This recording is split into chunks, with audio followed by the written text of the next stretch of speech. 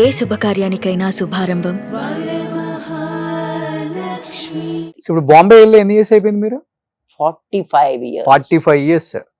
But Telugu ఉచ్చారణ ఎక్కడ కూడా కొంచెం కూడా పొల్లు కూడా తప్పుపోవట్లేదు. యాజ్ ఇట్ ఈజ్ వస్తుంది అనమాట. సంస్కృత్ హిందీ కూడా అట్లే తెలుగు వాళ్ళతో ఎక్కడ మాట్లాడరు. ఇప్పుడు అక్కడంతా హిందీ. అందుకనే ఇప్పుడు ఇక్కడికి వస్తాను కదా, వచ్చిన మొట్టమొదటి రోజు నేను డైలాగులు ఇష్టం వచ్చినట్టు చెప్తాను. ఏం చెప్తానో నాకే తెలియదు. ఎందుకంటే ఒక రోజు నాకు పడద్దు అనమాట. ఎక్లమిటైజేషన్ అగైన్.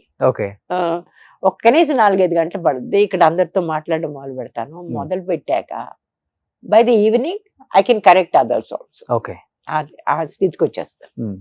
సో అక్కడికి వెళ్ళి సెటిల్ అవడమే కాకుండా అక్కడ యాక్టర్ ని ప్రొడ్యూసర్ ని లవ్ చేసి పెళ్లి చేసుకున్నారు. క్లాస్మేట్ అండి, యాక్టర్ ప్రొడ్యూసర్ తర్వాత అయ్యాడు. నా క్లాస్మేట్, దీపక్ సేత్ గారు. He's my best friend. He was my best friend. I think my best friend has, it was very wrong of me to get married to my best friend because I lost a best friend and got a husband. First ఎవరు propose చేశారు, మీరా సారా? Propose ఏంటో అది అట్లాంటిది ఏం జరగలేదు, అంత ఫిల్మీగా జరగలేదు. But then we were very close to each other mentally as well as, you know, mentally చాలా చాలా క్లోజ్. ఓకే. ఇప్పుడు కూడా మనకి తెలుగులో ఏం ఉపయోగించాలో తెలియదు కానీ విపరీతంగా దెబ్బలాడుకుంటాం మేము. ప్రతి విషయం మీద దెబ్బలాడుకోవచ్చు మేము, ఏ విషయం మీదనే. బయట వాళ్ళు ఎవరైనా అడుగుతారు, అబ్బా ఎందుకని అంత దెబ్బలాడతారంటే, నేను దెబ్బలాడితే తనతోనే దెబ్బలాడతాను, నీతో దెబ్బలాడు కదా, నువ్వెవరు నాకు? He's my best friend. If I don't fight with him, who will I fight with?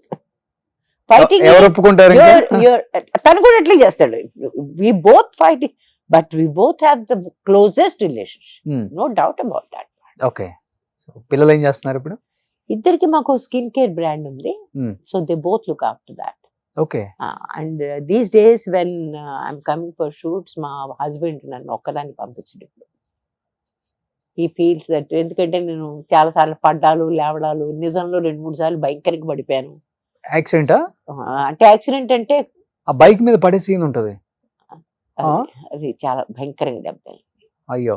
అలాంటి టైంలోనే ఇప్పుడు నాకు బొంబాయిలో నేను షూట్ చేస్తున్నప్పుడు నాకు కంటికి దెబ్బ తగిలింది. నాకు చాలా సీరియస్ యాక్సిడెంట్ అయింది. వాళ్ళు ఆ ప్రొడక్షన్ వాళ్ళని ఎంత కేర్ఫుల్ చేసి, ఎంత కేర్ చేశారండి వాళ్ళు. దేవ కంప్లీట్లీ ప్రతి 2వ రోజు నన్ను డాక్టర్ గారికి పంపించేసేవాడు. నా డైరెక్టర్ గారు లేట్ అన్నాను, ఆయనకి పాపం ఏమి సంబంధం లేదు ఆ యాక్సిడెంట్ తోటి, కానీ ఆయన నా వెనకాతల ఈ డాక్టర్ తీసుకు, ఈ డాక్టర్ తీసుకు అంత. ఎందుకంటే వాళ్ళు అందరూ చెప్పింది ఏంటంటే, it was suppose to take 9 months. 9 months వరకు ఆ గాయాలది ఆ ఇంపాక్ట్ ఉందే అది తగ్గదు అని చెప్పారు. ఆ 9 months లో నాకు చాలా నష్టం జరిగింది. I had to leave films. Sign చేసిన సినిమాలు, మొదలుపెట్టిన సినిమాలు, పెద్ద పెద్ద సినిమాలు, కనీసం ఒక 5-6 వదులుకోవాల్సి వచ్చింది. రైట్ అయ్యా? ఇది లెఫ్ట్ అయ్యి. ఇది ఓకే. అది మొత్తం ఇంతవరకు బ్లాక్ అన్నమాట. ఓకే. బాప్ అంత ఇదిగా లేదు కానీ బ్లాక్నెస్, కంప్లీట్ బ్లాక్, ఏదో నల్ల రంగు పూసినట్టు ఇక్కడి నుంచి ఇదంతా ఇంతవరకు ఆ ఇంపాక్ట్ వల్ల అనమాట. మొత్తం రక్తంతో గడ్డం కట్టేసి అంటారు కదా లోపల, అట్లా అనమాట. Anyway, and the doctor said there is no way we can get rid of it. దీనికి కనీసం 9 నెలలు పడుతుందని చెప్పారు. ఈ లోపల కొంచెం ఆపర్చునిటీస్ తగ్గిపోయాయి, ఇట్లాంటి జరగడం మొదలు పెట్టింది దీంతో. కానీ బహుశా మా ఫ్యామిలీ ఎట్లాంటిది, నాకున్న రిలేషన్షిప్ అట్లాంటిది, దీనివల్ల నాకు దాని ఇంపాక్ట్ అర్థం కాలేదు. నాకు ఆ ఇంపాక్ట్ నాకేం అంటే నా మైండ్ మీద పడలేదు, నా సైక్ మీద పడలేదు, నా కెరియర్ మీద పడింది. డెఫినెట్ గా సినిమా కెరియర్ మీద పడింది, హిందీలో కూడా పడింది. ఆ తర్వాత నేను చేసిన సినిమాలే, ఆశా గాని ఇవన్నీ సూపర్ హిట్ సినిమాలే, కానీ నాకు రావాల్సినంత క్రెడిట్ తగ్గడం మొదలుపెట్టింది. And I'm very bad in PR. Okay.